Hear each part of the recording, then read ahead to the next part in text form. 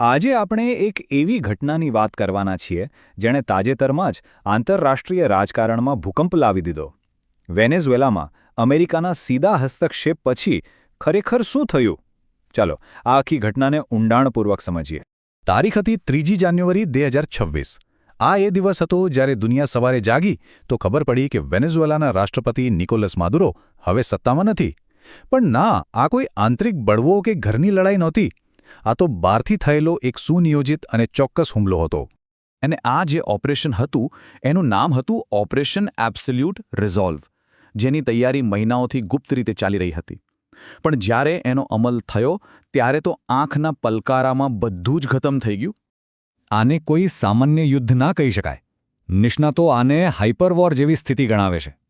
જરા કલ્પના તો કરો, 150થી પણ વધુ અત્યાધુનિક લડાકુ વિમાનો, એક આખું એરક્રાફ્ટ કેરિયરનું ગ્રુપ અને દુનિયાના સૌથી ખતરનાક કમાન્ડોઝ. આ ખાલી એક હુમલો નહોતો, આ તો અમેરિકાની તાકાતનું ખુલ્લેઆમ પ્રદર્શન હતું. પણ 56, આ આંકડો નાનું લાગે છે, પણ એની પાછળની કહાણી બહુ મોટી છે. આ હુમલામાં 56 ક્યુબન સૈનિકો અને ગુપ્તચર અધિકારીઓ માર્યા ગયા હતા. આનાથી એ વાત સાબિત થઈ ગઈ કે ક્યુબા માદુરો શાસનને બચાવવા માટે કેટલું ઊંડું ઉતરેલું હતું. અને આનાથી આંતરરાષ્ટ્રીય સ્તરે પણ મોટી ઉથલપાથલ મચી ગઈ. પણ સવાલ એ છે કે આ બધું અચાનક થયું? ના, બિલકુલ નહીં. આ હુમલા પાછળ મહિનાઓની તૈયારી અને એકદમ ગુપ્ત આયોજન હતું. ચાલો થોડા પાછળ જઈએ અને જોઈએ કે આ આખી બાજી કેવી રીતે ગોઠવાઈ. હવે અહીં એક મોટો કાનૂની સવાલ ઊભો થાય છે. કોઈપણ દેશ યુદ્ધની જાહેરાત કર્યા વગર બીજા દેશના રાષ્ટ્રપતિને કેવી રીતે નિશાન બનાવી શકે? આ તો સીધો આંતરરાષ્ટ્રીય કાયદાનો ભંગ કહેવાય, ખરું ને? પણ અમેરિકા પાસે આનો એક એવો જવાબ હતો જે યુદ્ધના મેદાનમાં નહીં પણ કાયદાની ચોપડીઓમાં છુપાયેલો હતો. આમ જુઓ તો અમેરિકાએ એકદમ ચાલાકીથી કાનૂની રમત રમી. એમના 4 પગલાં હતા. પહેલું, વેનેઝુએલાના 2 મોટા ડ્રગ્સ કાર્ટેલને આતંકવાદી સંગઠન જાહેર કરી દીધા. બીજું, એમને કાયદેસર રીતે સાબિત કર્યું કે આ કાર્ટેલ અને વેનેઝુએલાની સરકાર વચ્ચે સીધો સંબંધ છે. ત્રીજું, એમને 9/11 પછી બનેલા એક જૂના કાયદાનો સહારો લીધો, જે આતંકવાદીઓ સામે લશ્કરી કાર્યવાહીની છૂટ આપે છે. અને ચોથું, આ બધાના આધારે એમણે વેનેઝુએલાના નેતાઓને નાર્કો ટેરરિસ્ટ એટલે કે નશાના આતંકીઓ ગણાવીને કાયદેસર રીતે નિશાન બનાવ્યા. આને જ કહેવાય છે લોફેર, એટલે કે કાયદાને જ હથિયાર બનાવી દેવું. એટલે અમેરિકાએ દુનિયાને એમ બતાવ્યું કે આ કોઈ યુદ્ધ નથી, આ તો એક મોટી પોલીસ કાર્યવાહી છે. મુખ્ય હુમલા પહેલાં જમીન તૈયાર કરવામાં આવી હતી, ઓપરેશન સધર્ન સ્પીયર દ્વારા. શરૂઆત સપ્ટેમ્બરમાં દરિયામાં નાના મોટા હુમલાઓથી થઈ.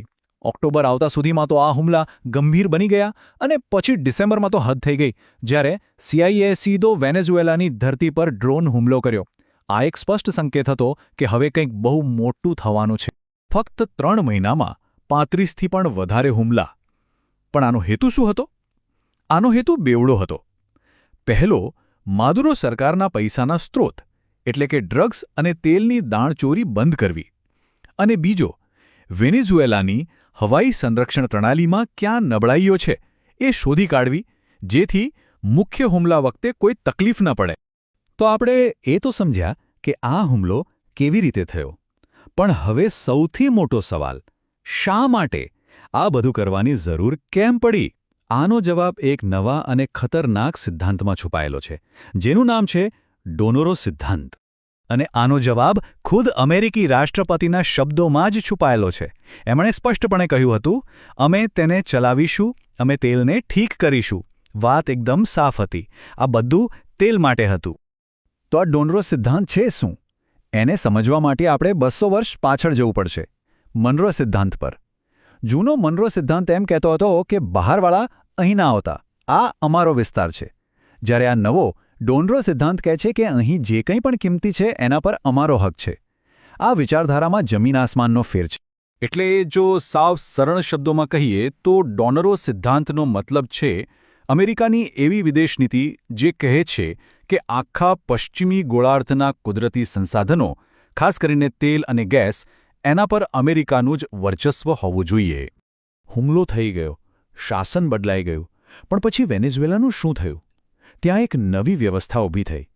પણ સવાલ એ છે કે આ નવી વ્યવસ્થા ખરેખર કોના ફાયદા માટે હતી? અને અહીંયા જ આખી વાર્તામાં સૌથી મોટો વળાંક આવે છે. અમેરિકાએ લોકશાહીના હિમાયતી અને નોબેલ પુરસ્કાર વિજેતા વિપક્ષી નેતાને સત્તા આપવાને બદલે માદુરોના જ પક્ષના એક નેતાને વચગાળાના રાષ્ટ્રપતિ બનાવી દીધા. આનાથી સ્પષ્ટ થઈ ગયું કે અમેરિકાને લોકશાહીમાં નહીં પણ એવી સ્થિરતામાં રસ હતો જે તેલનો પ્રવાહ ચાલુ રાખે. અને આ આખી ગોઠવણ પડદા પાછળ કતારે કરાવી હતી. આ બધું થતું હતું ત્યારે આખી દુનિયા જોઈ રહી હતી. ચીન એ ચિંતામાં હતું કે વેનેઝુએલામાં રોકેલા એના અબજો ડોલરનું શું થશે.